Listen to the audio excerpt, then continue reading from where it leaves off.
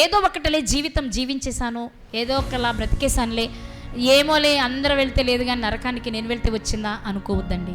అది నువ్వనే నోటి మాట అంత సులభంగా ఉండదు అక్కడి జీవితం. అది భరించలేని యాతన.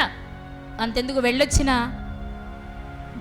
తెలుసు కదా ఏమంది, సేనాని దయ్యం పట్టినవాడు యేసుక్రీస్తు వారిని చూడగానే ఏమన్నాడు, మరలా మమ్మల్ని అప్పుడే మమ్మల్ని బాధపరచడానికి వచ్చేసావా, మాకు ఇంకా టైం ఉంది, అప్పటి వరకన్నా మమ్మల్ని ఇక్కడ ఉండని బాబు అంటే ఆ బాధ ఏంటో ఒకసారి రుచి చూశాడు కాబట్టి భయపడుతున్నాడు. కానీ నీకెందుకు భయం లేదు అంటే మనం రుచి చూడలేదు. కానీ ఒకటి చెప్తాను, రుచి చూశాక మళ్ళీ వెనక్కి రావడానికి అవకాశం ఉండదు. కానీ కొన్ని రుచి చూడకుండానే తెలుసుకోవాలి.